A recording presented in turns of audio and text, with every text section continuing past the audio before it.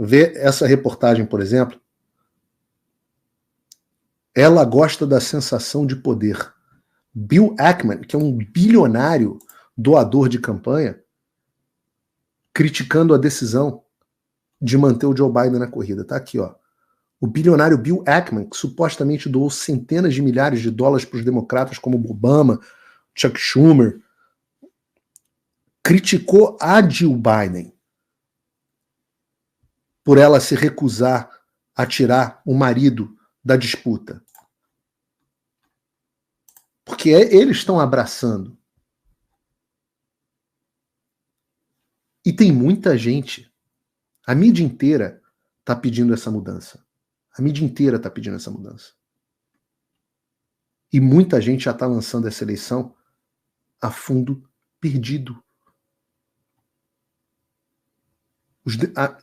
Há um desespero na mídia. Eu acompanho muito aqui a mídia dos Estados Unidos e eu posso dizer, pela primeira vez eles não estão apoiando o Biden, eles estão reconhecendo que o Biden precisa ser trocado. E tem muita gente, já que o Guga adora ler a The Economist, tem muita gente que está lançando a eleição a fundo perdido. A The Economist está fazendo uma projeção, que eu vou colocar aqui na tela, Bruno, sobre o resultado pós-debate da eleição. Eu já tinha mostrado uma projeção anteriormente. A previsão pós-debate é de que hoje, na The Economist, a revista que o Guga lê, então talvez o Guga esteja acreditando nisso, a projeção da The Economist é que o Trump tem 73% de chance de ser presidente. O Joe Biden só tem 26% de chance de ser eleito presidente dos Estados Unidos. Algumas pesquisas que saíram, aliás, uma muito interessante da CNN Brasil, Atlas Intel, mostrou eu falei isso correto, CNN Brasil, tá? Mostrou o Trump com 46 e o Biden com 40.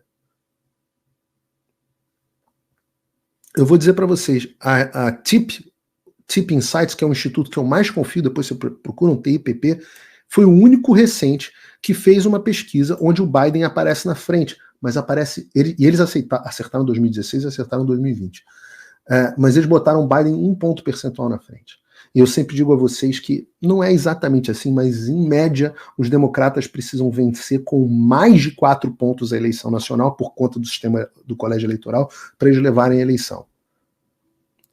Mas o Ledger deu Trump com 7 pontos de vantagem. O Data for Progress deu Trump com 3 pontos de vantagem. Patriot Polling, 4 pontos de vantagem para o Trump. Pesquisa da CNN, Estados Unidos, mais 6 pontos de vantagem para o Trump. Lembra? A CNN foi aquela que, às vésperas da eleição americana de 2020, disse que o Biden ia ganhar com 13 pontos de vantagem. Obviamente ganhou com, sei lá, acho que 6. Ganhou. Harvard Harris, Trump mais 8 pontos de vantagem. USA Today, Trump mais 4 pontos de vantagem.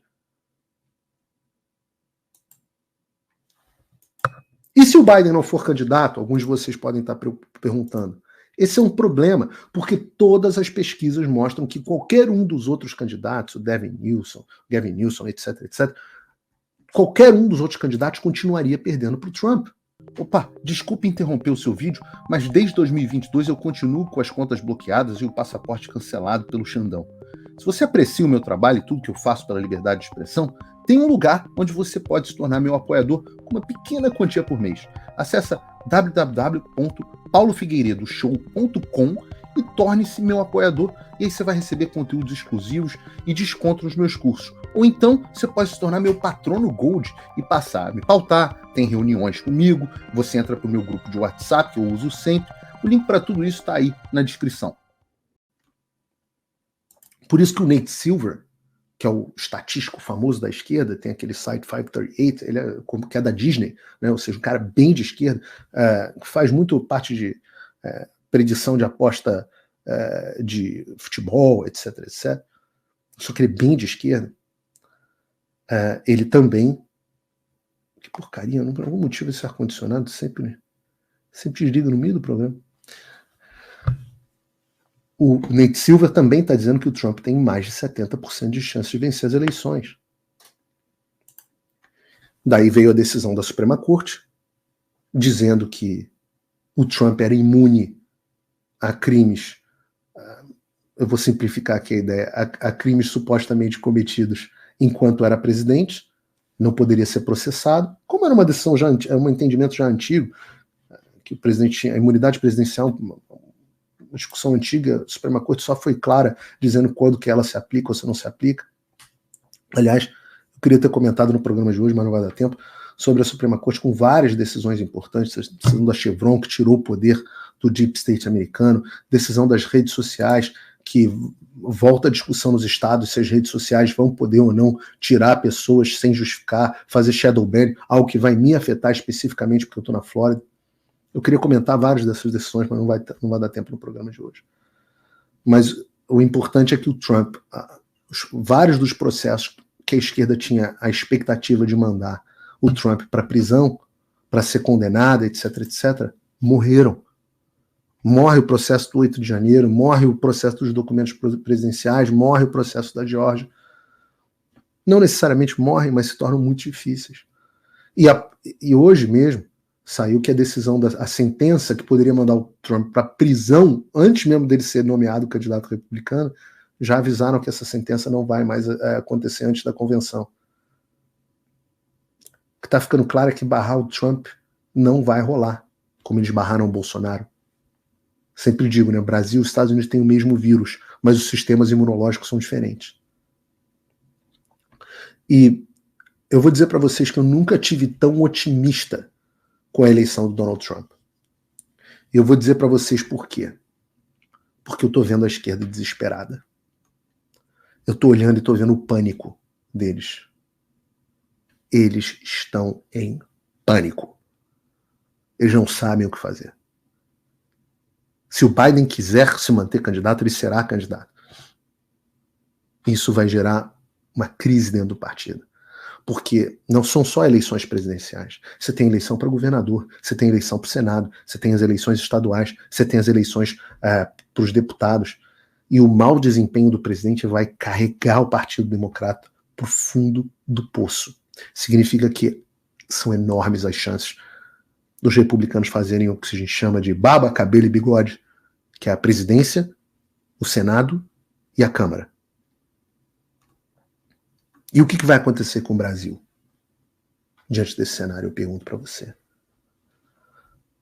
O dólar está a 5,70 muito por conta disso.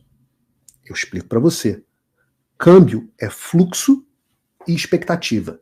Fluxo de moeda entrando e saindo do país, oferta e demanda que determina preço, mas expectativa também. E a expectativa é de um Estados Unidos pujante, com um dólar forte, e de um Brasil cada vez mais isolado. Um Brasil desmoronando. Um presidente que só fala bosta, tá completamente outro que está completamente desconectado da realidade, um grau de senilidade diferente do Biden, mas está completamente, só fala bobagem. A imprensa não é mais a mesma imprensa de 2008, 2007, que cobria... O Lula sempre falou imbecilidade, mas ele era mais moderado, porque ele não tinha arrogância completa, ele tinha a imprensa parcialmente ainda contra ele, mas ela encobria muitas das coisas que ele fazia. Agora ela não consegue, porque sai tudo nas redes sociais no mesmo dia. E ele está mostrando que não está nem aí para equilíbrio fiscal, que quem caiu no conto era idiota, está mostrando que vai colocar um maluco à frente do Banco Central, que vai tomar decisão técnica com base na política. E enquanto isso, França, Europa, etc., Estados Unidos, todo mundo caminhando por uma guinada para a direita. Vão deixar esse governo desse cara sozinho.